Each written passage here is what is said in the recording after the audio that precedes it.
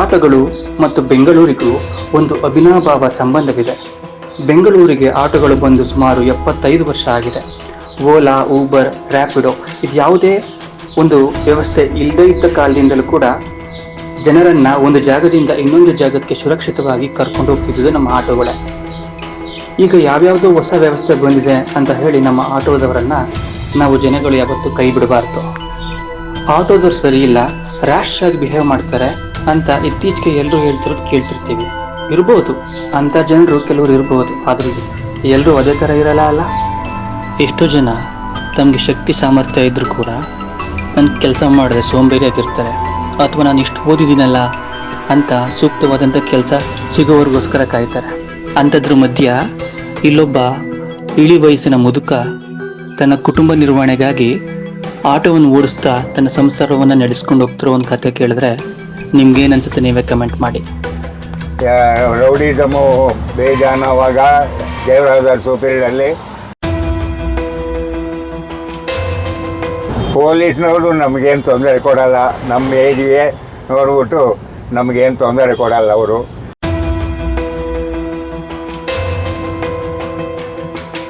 ಬೆಳಿಗ್ಗೆ 7 ಗಂಟೆಯಿಂದ ಸಾಯಂಕಾಲ 4:30-5 ಗಂಟೆಗೆ ಡ್ಯೂಟಿ ಮುಗಿಸ್ತೀವಿ.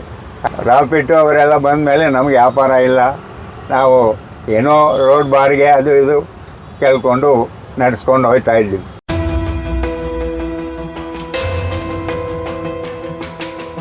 ಮುಂಚೆ ಫೈನಾನ್ಸು ಇತ್ತು ಗಾಡಿ ಮೇಲೆ, ಒಬ್ಬರ ಹತ್ರ ಕೈ ಚಾಚೋದು ಬೇಡ ಅಂತ ನಮ್ಮ ಜೀವನ ನಾವು ಮಾಡ್ತಾ ಇದ್ದೀವಿ.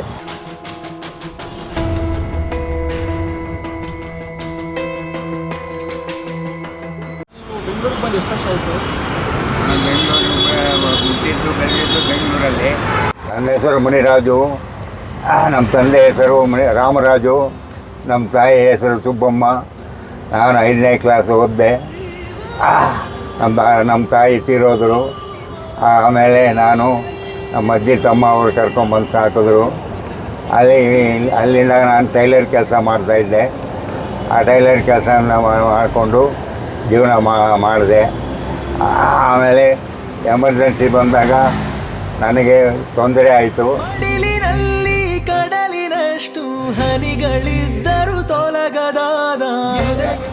ಬೆಂಗಳೂರಿಗೆ ಬಂದು ಇಲ್ಲಿ ಆಟೋ ಡಿಪಾರ್ಟ್ಮೆಂಟ್ ಸ್ಟಾರ್ಟ್ ಮಾಡಿದೆ.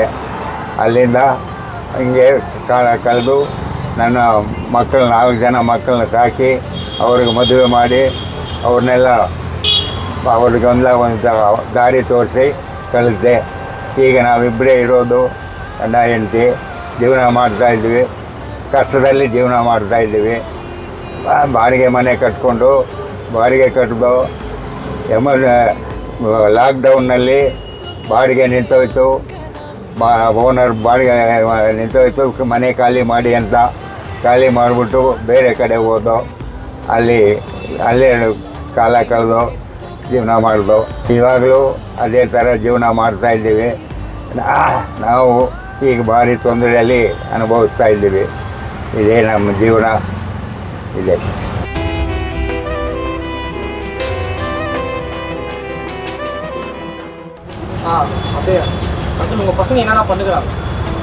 ನನ್ನ ದೊಡ್ಡ ಮಗ ಆಟೋ ಓಡಿಸ್ತಾನೆ, ಚಿಕ್ಕ ಮಗ ಕಾರ್ ಓಡಿಸ್ತಾನೆ. ಹೆಣ್ಮಕ್ಳಿಬ್ಬರು ಮದುವೆ ಮಾಡ್ಕೊಂಡು ಅವ್ರ ಮನೇಲಿ ಅವರಿದ್ದಾರೆ. ಅವರು ನನ್ನ ದೊಡ್ಡ ಮಗನಿಗೂ ಅವ್ರಿಗೂ ಕಷ್ಟ. ಅವನು ಭಾರಿ ಆಟೋ ಓಡಿಸ್ಕೊಂಡು ಮನೆ ಬಾಡಿಗೆ ಕಟ್ಕೊಂಡು ಜೀವನ ಮಾಡ್ತಾಯಿದ್ದಾನೆ. ಅವನು ಒಬ್ಬ ಮಗಳಿಗೆ ಮದುವೆ ಮಾಡಿದ್ದಾನೆ ಸಾಲ ಮಾಡಿ. ಅವನು ಕಷ್ಟದಲ್ಲಿದ್ದಾನೆ. ಅವನು ನಾವೇನು ಕೇಳೋಕ್ಕಾಗಲ್ಲ, ಆ ಥರ ಪರಿಸ್ಥಿತಿ.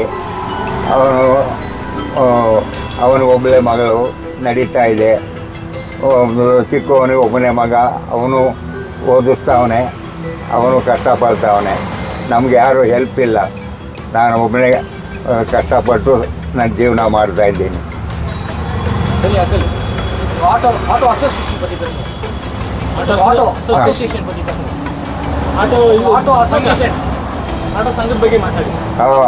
ಸಂಘ ಬಗ್ಗೆ ಆಟೋ ಸಂಘದವ್ರು ನಮಗೆ ಏನು ಹೆಲ್ಪ್ ಮಾಡಲ್ಲ, ನಮಗೇನು ಹೆಲ್ಪ್ ಇಲ್ಲ ಅವರಿಂದ. ನಾವು ಸಂಘ ಅಂತ ಇದೆ ಅಷ್ಟೇ, ಏನೂ ಹೆಲ್ಪ್ ಇಲ್ಲ ಅವರಿಂದ ನಮಗೆ. ನಡೆಸ್ತಾ ಇದ್ದೀವಿ ಅಷ್ಟೇ. ಇದು ಗೌರ್ಮೆಂಟ್ ಕಡೆಯಿಂದ ನಿಮ್ಗೆ ಏನಾದರೂ ಹೆಲ್ಪ್ ಸಿಗ್ತವಾ? ಏನು ಗೌರ್ಮೆಂಟ್ ಕಡೆಯಿಂದ ನಮಗೇನು ಹೆಲ್ಪ್ ಇಲ್ಲ, ಏನು ಸಹಾಯ ಇಲ್ಲ. ರೇಷನ್ ಕಾರ್ಡು BPL ಕಾರ್ಡೂ ಇಲ್ಲ. ಕಾರ್ಡ್ ಕೇಳ್ತಾ ಇದ್ದೀವಿ, ಕೊಡ್ತಾ ಇಲ್ಲ. ಹಿಂಗೇನು ಕಾಲ ಕಳಿಸ್ತಾ ಇದ್ದಾರೆ. BPL ಕಾರ್ಡು ಇಲ್ಲ, ಅಕ್ಕಿನೂ ಕೊಂಡ್ಕೊತಾ ಇದ್ದೀವಿ. ಏನು சரி அங்கிள், ஆட்டோ ஓட்டுற டைமில் உங்களுக்கு என்னென்ன கஷ்டம் வந்துருக்குது? ನಾವು ಆಟೋ ಓಡಿಸೋ ಟೈಮ್ನಲ್ಲಿ ರೌಡಿಸಮು ಬೇಜಾನವಾಗ ದೇವರಾಜ ಸೂಪೀರಿಯರಲ್ಲಿ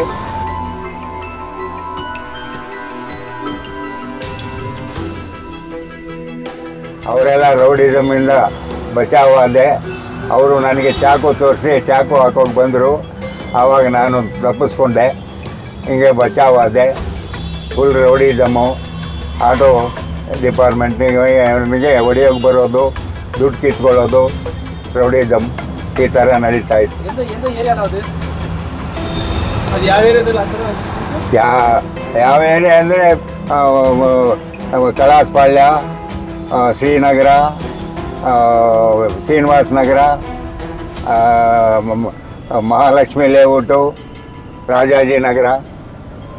ಈಗ ಆ ಥರ ಸಮಸ್ಯೆ ಏನಿಲ್ಲ? ಈಗ ಅಂಥದ್ದು ಯಾವುದೂ ಇಲ್ಲ. ಮತ್ತು ಇದು ಈ ಪೊಲೀಸ್ನವರು ಅದರಿಂದ ಏನೋ ಸಮಸ್ಯೆಗಳಿರ್ತವೆ? ಪೊಲೀಸ್ನವರು ನಮಗೇನು ತೊಂದರೆ ಕೊಡಲ್ಲ. ನಮ್ಮ ಏಜ್ಗೆ ನೋಡ್ಬಿಟ್ಟು ನಮಗೇನು ತೊಂದರೆ ಕೊಡಲ್ಲ. ಅವರು ನೋಡಿದ್ರೆ RTO ಅವರು ನಮಗೇನು ತೊಂದರೆ ಕೊಡಲ್ಲ. ಅವರು ನಮ್ಮನ್ನು ನೋಡಿದ್ರೆ ಹೋಗಿ ಹೋಗಿ ಅಂತ ಕಳಿಸ್ತಾರೆ. ಅವರಿಂದ ನಮಗೆ ಹೆಲ್ಪ್ ಇದೆ. ಅವರೇ ಅಷ್ಟು ಮಾತ್ರ ಹೆಲ್ಪ್ ಮಾಡ್ತಾವ್ರೆ ಅಷ್ಟೇ. அதில் எத்தனை மணிக்கு ஸ்டார்ட் பண்ணுறீங்க ஆட்டோ ஓட்டுறதுக்கு? ಮಾರ್ನಿಂಗ್ ಎಷ್ಟು ಗಂಟೆಗೆ ಸ್ಟಾರ್ಟ್?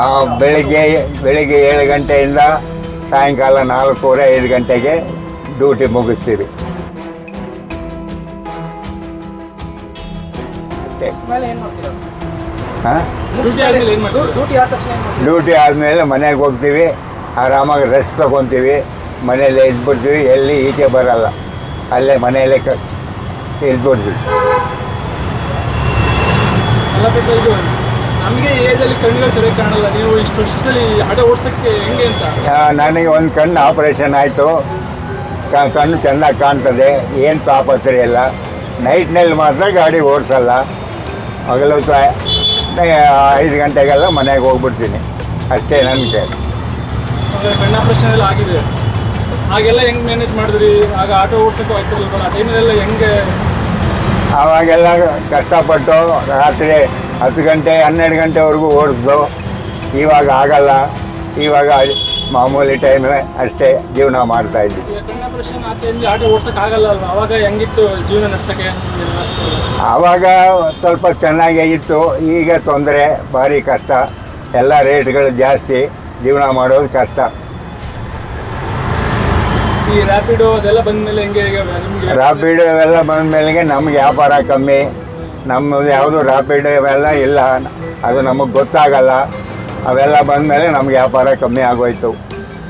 ಆಮೇಲೆ ಈಗೆಲ್ಲ ಫೋನ್ಪೇ ಇದು ಅದು ಆ್ಯಪ್ಗಳೆಲ್ಲ ಬಂದ್ಬಿಟ್ಟಿದೆ. ಅದೇ ಫೋನ್ಪೇ ಎಲ್ಲ ಬಂತು. ಫೋನ್ಪೇನೇ ಇರಲಿಲ್ಲ, ಅದೇ ಆಮೇಲೆ ಮಾಡಿಸ್ಕೊಂಡು ಅದು ನಡೀತಾ ಇದೆ ಫೋನ್ಪೇದು. ರ್ಯಾಪಿಡು ಅವರೆಲ್ಲ ಬಂದಮೇಲೆ ನಮ್ಗೆ ವ್ಯಾಪಾರ ಇಲ್ಲ. ನಾವು ಏನೋ ರೋಡ್ ಬಾರಿಗೆ ಅದು ಇದು ಕೇಳ್ಕೊಂಡು ನಡೆಸ್ಕೊಂಡು ಹೋಗ್ತಾ ಇದ್ವಿ.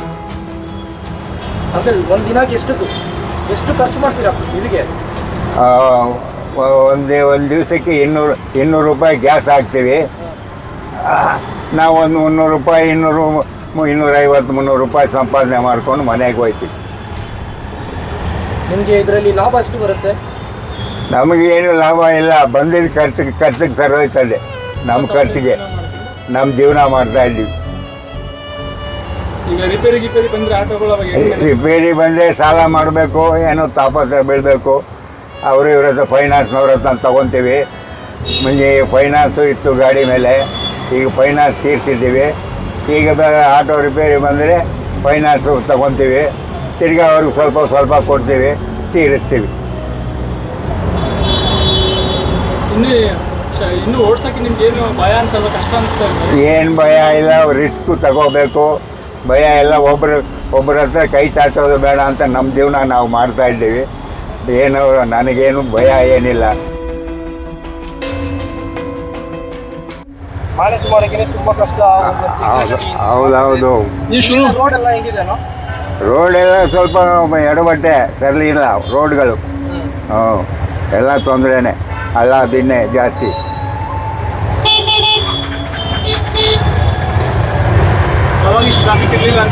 ಹಾಂ, ಟ್ರಾಫಿಕ್ ಇಲ್ಲ. ಹಾಂ, ಆರಾಮಾಗಿತ್ತು. ಒಂದು ಸಿಗ್ನಲ್ಲು ಇಲ್ಲ, ಟ್ರಾಫಿಕ್ಕು ಇಲ್ಲ. ಶಂಕರ್ನಾಗ್ ಅವ್ರನ್ನೆಲ್ಲ ನೋಡಿದ್ರಿ ಅನ್ಸುತ್ತೆ ನೀವು? ಹಾಂ, ಎಲ್ಲರೂ ನೋಡಿದ್ವಿ.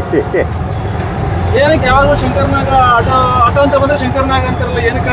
ಅವನು ಆಟೋ ಡ್ರೈವರ್ ಅಂತ ಒಂದು ಪಿಕ್ಚರ್ನಲ್ಲಿ ಆ್ಯಕ್ಟ್ ಮಾಡ್ದ, ಅದಕ್ಕೆ ಅದೇ ಬಂದ್ಬಿಡ್ತ ಹೆಸರು. ಯಾವುದೇ ಆಟೋ ಇಲ್ಲ ಹೋದ್ರೆ ಶಂಕರ್ನಾಗ್ ಆಟೋ. ಹಾಂ ಹಾಂ ಹಾಂ ಹಾಂ.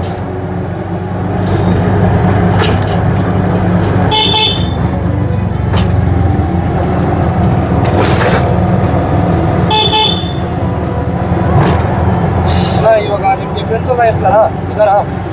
ಹಾಂ, ನಿಮ್ಗೆ ಫ್ರೆಂಡ್ಸು ದೋಸ್ತುಗಳು ಇದ್ದಾರಾ? ಹಾಂ, ಇದ್ದಾರೆ. ಎಲ್ಲಿದ್ದಾರೆ ಇವರು? ಎಲ್ಲ ಆಟೋ ಓಡಿಸ್ಕೊಂಡಿದ್ದಾರಾ? ಇಲ್ಲ, ಬೇರೆ ಕಡೆಗೆಲ್ಲ ಇದ್ದಾರೆ. ಆಟೋ ಓಡಿಸೋರು ಕೆಲವರು ಇದ್ದಾರೆ, ಬೇರೆಯವರು ಕೆಲವರು ಅವರೆಲ್ಲ ಬೇರೆ ಇದ್ದಾರೆ. ಅವರೆಲ್ಲ ಸ್ವಲ್ಪ ಅನುಕೂಲವಾಗಿ ಆಗಿದ್ದಾರೆ, ಅವರೆಲ್ಲ ಹೋಗ್ಬಿಟ್ರು. ಇವಾಗ ನೀವು ಮೆಟ್ರೋ ಹತ್ರ ಇದ್ದೆ ಅಲ್ವಾ? ಹಾಂ, ಅವಾಗ ಸ್ವಲ್ಪ ಫ್ರೆಂಡ್ಸ್ ಎಲ್ಲ ಬಂದಿದ್ರು. ಹಾಂ. ಅವರೆಲ್ಲ ಅಷ್ಟು ಕ್ಲೋಸಾ? ಬರ್ತಾರೆ, ಹೋಗ್ತಾರೆ, ಮಾತಾಡಿಸ್ತಾರೆ. ಕೆಲವರು ಏನೋ ನಿಮಗೆ ಇಷ್ಟು ವಯಸ್ಸಾದರೂ ಓಡಿಸ್ತೀರಾ ಯಾಕೆ ಅಂತ ಕೇಳ್ತಾರೆ. ಅವರಿಗೆ ಆನ್ಸರ್ ಮಾಡ್ತೀವಿ. ಆಮೇಲೆ ಅವರು ನೀವು ಗ್ರೇಟು, ಇಷ್ಟು ವಯಸ್ಸಾದರೂ ಓಡಿಸ್ತಾ ಇದ್ದೀರಾ, ಗ್ರೇಟು ನೀವು ಅಂತ ಅವರು ನಮಗೆ ಥ್ಯಾಂಕ್ಸ್ ಹೇಳ್ಬಿಟ್ಟು ಹೋಗ್ತಾರೆ.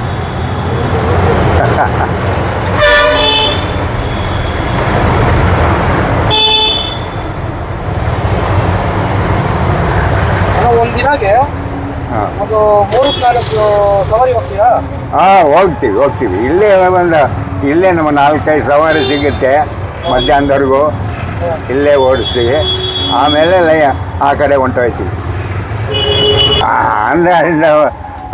ಆಂಧ್ರದಲ್ಲಿ ವ್ಯಾಪಾರ ಮಾಡ್ತಾಯಿದ್ದೆ, ಅಕ್ಕಿ ವ್ಯಾಪಾರ.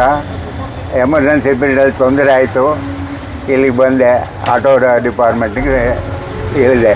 ಅಂದರೆ ಜೀವನ ಮಾಡೋಕ್ಕೋಸ್ಕರನೇ ನೀವು ಇಲ್ಲಿ ಕರ್ನಾಟಕಕ್ಕೆ ಬಂದಿದ್ದೀರಾ? ಹೌದು, ಆಟೋ ಓಡಿಸೋಕ್ಕೆ. ಹೌದು.